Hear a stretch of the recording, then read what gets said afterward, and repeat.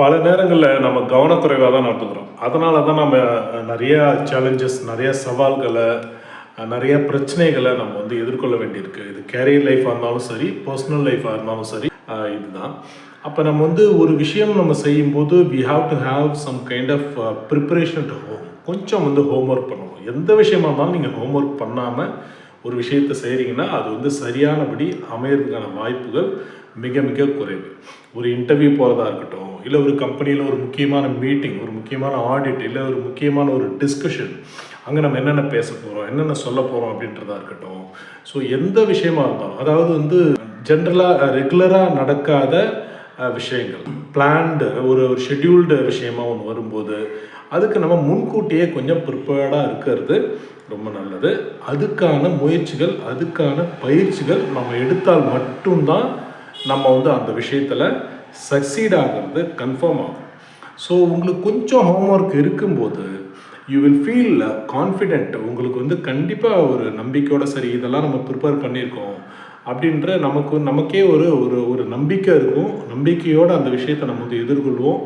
நம்பிக்கையோடு அந்த இன்டர்வியூவில் பேசுவோம். நம்பிக்கையோடு அந்த மீட்டிங்கில் நம்ம அட்ரஸ் பண்ணுவோம். அப்போ இந்த மாதிரி விஷயங்கள் நம்ம ஹோம்ஒர்க் பண்ணாமல் இம்ப்ராப்பராக, அன்ஷெட்யூல்டாக, சரியான டிசைன் இல்லாமல் அங்கே போயிட்டு நம்ம உட்காரும்போது அது வந்து சரியான விஷயமா இருக்காது. ஸோ ஒரு சின்னதாக இதுமாரி ஒரு வீடியோ போகிறதா இருக்கட்டும், ஸோ எதை பற்றி பேச போகிறோம், என்ன பேச போகிறோன்ற ஒரு சின்ன கிளாரிட்டி, கொஞ்சம் பாயிண்ட்ஸ் இதெல்லாம் நம்ம எடுத்து வச்சுக்கிட்டு கொஞ்சம் ப்ராப்பராக பிளான் பண்ணி பண்ணோம்னா இன்னும் பெட்டராக இருக்கும்ன்றத நம்ம உணர்றோம். ஸோ அப்போ வந்து ஹோம்ஒர்க் பண்ணாமல் ஒரு விஷயம் பண்ணும்போது அது வந்து சரியான ஷேப்க்கு வராது. அதை நம்ம நல்லா புரிஞ்சுக்கணும். அப்போ இந்த பிளானிங் வந்து ரொம்ப ரொம்ப இம்பார்ட்டன்ட். ஒரு ஊருக்கு போகிறோம், ஸோ எங்கே டிக்கெட் புக் பண்ணணும், எப்படி போகணும், என்னென்ன திங்ஸ் எடுத்துகிட்டு போகணும், எந்த பேக் எடுத்துகிட்டு போகணும், எந்த வழியாக போகணும், ஸோ எல்லாமே நம்ம பிளான் பண்ணுறோம்ல. அப்போ இதே மாதிரி தான் கரியர் வந்து பார்த்திங்கன்னா உங்களோட லாங் டேர்ம், உங்களோட ப்ரொஃபஷன். அப்போ அது தொடர்பாக நீங்கள் நிறைய விஷயங்கள் ப்ராக்டிஸ் பண்ணும்போது தான் நீங்கள் வந்து முன்னேற முடியும். அப்போ நம்ம வந்து ஏனோ தானோன்னு ஒர்க் பண்ண ஒரு மீட்டிங்க்கு போகும்போது, இன்டர்வியூக்கு போகும்போது, விஷயத்தை செய்யும்போது அது நமக்கு சரியான ரிசல்ட்டை, எக்ஸ்பெக்டட் ரிசல்ட்ஸை நமக்கு கொடுக்காது. இந்த அடிப்படை புரிதல் ரொம்ப ரொம்ப இம்பார்ட்டன்ட். ஸோ இந்த ப்ரிப்பரேஷன் இல்லாமல் நம்ம பண்ணுற ஏதோ ஒரு விஷயம் ஹிட்டாக இருக்கும், இல்லை வந்து அது வந்து நமக்கு சக்சீடாக இருக்கும், அது பக்காவாக நடந்திருக்கும், ஒரு ஷேப்புக்கு வந்திருக்கும். அதுக்கு காரணம் மேபி அவங்க நமக்கு ஒரு ஆப்பர்ச்சுனிட்டி கொடுக்கணும் அப்படின்னு நினச்சிருக்கலாம், இல்லை வேறு ஏதோ சில எக்ஸ்டர்னல் ஃபோர்ஸஸ் அங்கே அப்ளை ஆகியிருக்கலாம், இல்லை நம்ம டைம், இப்படி நிறைய விஷயங்கள் சொல்கிறோம். இதனால் கூட சில டைம் வந்து அப்படி உங்களுக்கு அந்த அந்த விஷயம் வந்து சக்சீட் ஆகியிருக்கலாம். பெரும்பாலும் இது சக்சீட் ஆகிறதுக்கான வாய்ப்புகள் குறைவு. அப்போ சக்ஸஸ் நோக்கி நம்ம போகும்போது இந்த பிளானிங் ரொம்ப ரொம்ப இம்பார்ட்டன்ட். எந்த அளவுக்கு பிளான் பண்ணுறீங்களோ, எந்த அளவுக்கு பக்காவாக பிளான் பண்ணுறீங்களோ, பிளானிங்க்கு எவ்வளோ நேரம் நீங்கள் டைம் எடுத்துக்கிறீங்களோ அந்த அளவுக்கு எக்ஸிக்யூஷனுக்கு உங்களுக்கு டைம் ரொம்ப கம்மியாக தேவைப்படும். அப்போ பிளானிங்க்கு நீங்கள் டைம் குறைவாக எடுத்துக்கும் போது எக்ஸிக்யூஷனுக்கு டைம் அதிகமாக தேவைப்படும். பிளானிங்கே இல்லாமல் பண்ணும்போது எக்ஸிக்யூஷன் கண்டிப்பாக சொதப்பிடும். இதில் எந்த டவுட்டும் வேணாம்.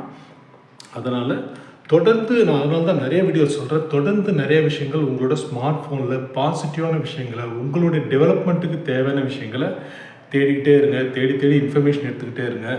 இன்ஃபர்மேஷன் இஸ் வெல்த் அப்படின்னு நான் நிறைய வீடியோ சொல்லியிருக்கிறேன். இதை தொடர்ந்து நான் நிறைய வீடியோவில் வலியுறுத்துறதுக்கு காரணம், நம்மக்கிட்ட இன்ஃபர்மேஷன் நிறையா இல்லாமல் இருக்கிறத நான் நிறையா இளைஞர்கள்கிட்ட இன்டர்வியூ பண்ணும்போது பார்க்குறேன். ஸோ இந்த விஷயங்கள்லாம் மாறணும் அப்படின்னு நான் நினைக்கிறேன். இந்த சமூக மாற்றம் ஏற்படணும் அப்படின்னா, இளைஞர்கள் முன்னேற்றத்தில் கவனம் செலுத்தணும் அப்படின்னா அது தொடர்பான தேடலில் கவனம் செலுத்தணும். அப்போ இன்ஃபர்மேஷன் நிறைய கிடைக்கும். அப்போ அந்த இன்ஃபர்மேஷனே வந்து அவங்கள ட்ரைவ் பண்ணும். வேறு எதுவும் டிரைவிங் ஃபோர்ஸ் தேவையில்லை, அந்த இன்ஃபர்மேஷனே வந்து அவங்கள ட்ரைவ் பண்ணும். ஸோ இந்த புரிதல் வந்து ரொம்ப ரொம்ப கம்மியாக இருக்குது. சரி பார்த்துக்கலாம், அங்கே போய் பார்த்துக்கலாம் அப்படின்ற எண்ணம் நிச்சயமாக நமக்கு ஃபெயிலியரை தான் கொடுக்கும். கண்டிப்பாக வந்து சக்ஸஸ் கொடுக்க வாய்ப்பு இல்லை. அப்போ பார்த்துக்கலான்றது சரியான ஒரு ஆட்டிடியூட் கிடையாது. அவங்க போய் பார்த்துக்கலாம், என்ன சொல்கிறாங்க பார்த்துக்கலாம். இது வந்து கிரியேஷனுக்கு ஓகே. இப்போ ஏதோ ஒரு ஃபிலிம் எடுக்கிறாங்க அப்படி நிறைய டைரக்டர்ஸ் நம்ம பார்க்குறோம், ஸ்கிரிப்ட் கொஞ்சம் வச்சுருப்பாங்க, மீதி வந்து ஸ்பாட்டில் வந்து பார்த்துக்கலாம். ஏன்னா அது வந்து கிரியேஷன் வந்து மாறிக்கிட்டே இருக்கும் இல்லை.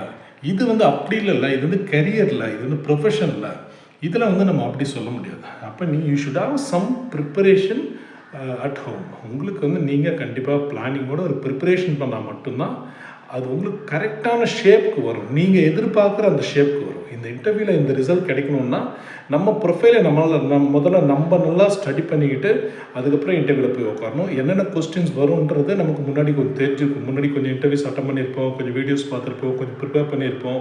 அப்போ எந்தெந்த கொஸ்டின்ஸ்க்கு என்னென்ன பதில் நம்ம வச்சுருக்கணும், எதை டேட்டாவோட கரெக்டாக சொல்லணும் அப்படின்றது. சார் ஒரு உதாரணத்துக்கு ஒரு இன்டர்வியூவில் பார்த்தீங்கன்னா +2 என்ன மார்க்குன்னு கேட்டிங்கன்னா 300 அப்படின்றாங்க. மார்க் ஷீட்டில் 300 இருக்குது அப்படின்னு கேட்டால் என்ன சொல்கிறார் ஒருத்தர், இல்லை 284 அப்படின்றாரு. 284 எப்படி 300 ஆகும்? அப்போ இன்ஜினியரிங் படிக்கிற நம்ம டேட்டா, அந்த ஸ்டாட்டிஸ்டிக்ஸ், அந்த ப்ரிசிஷன் அப்படின்றது தானே ரொம்ப ரொம்ப கவனம் செலுத்தணும். ஒரு இன்ஜினியரிங் படிக்கிறவர் 0.13 mm அப்படின்றத 0.15 mm 0.2 mm எழுத முடியாதுல்ல. இவ்வளோ ப்ரிசிஷனுக்கு மைக்ரான் லெவலில் பார்க்குற சில விஷயங்கள் இருக்கும்போது நீங்கள் 286 மார்க்கை 300 சொல்கிறீங்க அப்படின்னா உங்களுடைய அப்ரோச்சே தப்புன்னு தானே அர்த்தம். அப்போ மார்க்கை சொல்லும்போது எக்ஸாக்டாக என்னவோ அதுதான். 299 அப்படின்னா 299 தான், அது 300 ஆகாது. அப்போ இப்படி ஒரு விஷயத்தை, ஒரு டேட்டாவை எப்படி நம்ம அப்ரோச் பண்ணுறோம், ஒருத்தவங்களை எப்படி அப்ரோச் பண்ணுறோம், உங்களோட ப்ரொஃபைலை எப்படி நீங்கள் அங்கே எக்ஸிபிட் பண்ணுறீங்க, எப்படி ஷோ பண்ணுறீங்க அப்படின்றது தான் உங்களுக்கான ஒரு கரெக்டான ஒரு ப்ரொஃபைலாக அமையும். சரியான டிஸ்கஷனில் சரியான பாயிண்ட்ஸை பேசி நீங்கள் நடந்துக்கலைன்னா அது கண்டிப்பாக ஒரு சொதப்பலாக தான் முடியும். நீங்கள் எதிர்பார்க்குற ரிசல்ட் கிடைக்காது, எதிர்பார்க்குற பொசிஷன் கிடைக்காது, எதிர்பார்க்குற பே அண்ட் பெக்ஸ் கண்டிப்பாக கிடைக்காது. அப்போ நான் நிறைய இன்டர்வியூ போகிறேன், செலக்ட் ஆகலை அப்படின்னாலோ, எனக்கு கரண்ட் கம்பெனியில் ப்ராப்பரான அப்ரைசல் கிடைக்கல அப்படின்னாலோ, எனக்கு ஏன் சேலரி எங்கே போனாலும் கம்மியாகவே ஃபிக்ஸ் பண்ணுறாங்க அப்படின்னாலோ, அதுக்கு வேறு யாருமே காரணம் கிடையாது, நாம் தான். நாம் அப்ரோச் பண்ணுற விதம், நாம் நம்ம ப்ரொஃபைலை எப்படி அங்கே எடுத்து காமிக்கிறோம் அப்படின்றது, நாம் என்னென்ன வார்த்தைகள் பயன்படுத்துகிறோம், எப்படி அங்கே பேசுகிறோம், எந்த அளவுக்கு கன்வின்சிங் எபிலிட்டி நம்மகிட்ட இருக்குது, எந்த அளவுக்கு நம்ம ஸ்ட்ராங்காக நெகோஷியேட் பண்ணுறோம், என்னென்ன பாயிண்ட்ஸை நம்ம அவங்ககிட்ட எடுத்து காமிச்சு நெகோஷியேட் பண்ணுறோம். நான் இதெல்லாம் பண்ணியிருக்கேன் பாருங்கள், இதெல்லாம் நீங்கள் காஸ்ட்டாக கன்வெர்ட் பண்ணலாம் எப்படி அப்படின்ட்டு அங்கே ஃபைட் பண்ணுற விதம். அப்போ இதுக்கு நீங்கள் கண்டிப்பாக ஒரு ப்ரிப்பரேஷன் இருக்கணும். என்னென்ன பாயிண்ட்டுக்கு அங்கே கொஸ்டின்ஸ் கேட்பாங்க, எப்படி அதை நம்ம அணுகணும் அப்படின்றதுக்கு ப்ரிப்பரேஷன் முக்கியம். ஸோ நிறைய பேர் பார்த்திங்கன்னா முக்கியமாக யங்ஸ்டர்ஸ், முக்கியமாக ஃப்ரெஷர்ஸ் எந்த ஹோம்ஒர்க்கும் இல்லாமல் அப்படியே போக வேண்டியது. இதை முற்றிலுமாக தவிர்க்கணும். 100% இதை தவிர்க்கணும். நமக்கு நல்ல ப்ரொஃபஷன், நல்ல ஜாப், நல்ல பொசிஷன், நல்ல கம்பெனியில் நல்ல பேக்கேஜில் ஒரு பொசிஷன் கிடைக்கணும்னா கண்டிப்பாக நம்ம ப்ரிப்பரேஷனோடு தான் போகணும். அதேமாதிரி கம்பெனியில் ஒர்க் பண்ணும்போது நாளைக்கு மீட்டிங் இருக்குது பார்த்துக்கலாம், இன்னும் இதெல்லாம் தான் கேட்பாங்க பார்த்துக்கலாம் அப்படின்னும் போது வேறு எதெல்லாம் கேட்க வாய்ப்பு இருக்குது அப்படின்ற பாயிண்ட்டும் இருக்குது. சரி, இதெல்லாம் கண்டிப்பாக கேட்பாங்க ரைட்டு, வேறு எதெல்லாம் கேட்கறதுக்கு வாய்ப்பு இருக்குது, second question, May R may not அப்படின்ற செகண்ட் பாயிண்ட்டு. தேர்டு, இதெல்லாம் கேட்க வாய்ப்பே இல்லை அப்படின்னு ஒரு விஷயம் இருக்கும்ல, அதை கூட அட்ரஸ் பண்ணுறதுக்கு சான்ஸ் இருக்குது. சடனாக நமக்கு மேலே இருக்கிறவங்க, நம்ம எம்டிஓ இல்லை அந்த மீட்டிங்கை ஹோல்ட் பண்ணுற அந்த சேர்பர்சன் வேறு ஏதோ ஒரு கொஸ்டின், சம்மந்தமே இல்லாத ஒரு கொஸ்டின், இது இங்கே வரும் நான் எதிர்பார்க்கவே இல்லை அப்படின்ற ஒரு கொஸ்டின் வரும்னா அதுக்கு நீங்கள் கரெக்டான ஒரு பதில் கொடுக்குறீங்களே, ஒரு டேட்டாவோட கொடுக்குறீங்கன்னு வச்சுக்கோங்களேன், இந்த கொஸ்டின் இங்கே வரும்னே யாருமே யோசிச்சிருக்க மாட்டாங்க. அதுக்கும் கூட ஒரு ப்ரிப்பேர்டாக இருக்கிறாருன்னா அவர் எவ்வளோ நல்ல ஒரு மெட்டீரியலாக இருப்பார், எவ்வளோ நல்ல சின்சியரான ஒரு ப்ரொஃபஷ்னலாக இருப்பார், எவ்வளோ சின்சியராக அவரோட ப்ரொஃபஷனை செய்யக்கூடிய ஒரு ஜாப் முறையில் அவர்கிட்ட இருக்குது அப்படின்ற புரிதல் அவங்களுக்கு கண்டிப்பாக வரும். ஸோ இப்படி தான் நம்ம ஒரு அவுட்ஸ்டாண்டிங் பர்ஃபார்மன்ஸ் கொடுக்கறதுக்கான ஸ்டெப்ஸ் எடுக்கணும். அவுட்ஸ்டாண்டிங் பர்ஃபார்மன்ஸ் கொடுக்கறதுக்கு நம்மக்கிட்ட என்ன வேணும், அவுட்ஸ்டாண்டிங் லெவலில் இன்ஃபர்மேஷன் வேணும். இந்த இன்ஃபர்மேஷனை நம்ம தேடிக்கிட்டே இருக்கணும் அப்படின்னு தான் நான் நிறைய வீடியோஸில் சொல்கிறேன். அதனால் நிறைய விஷயங்கள் பாருங்கள், நிறைய விஷயங்கள் தெரிஞ்சுக்கோங்க.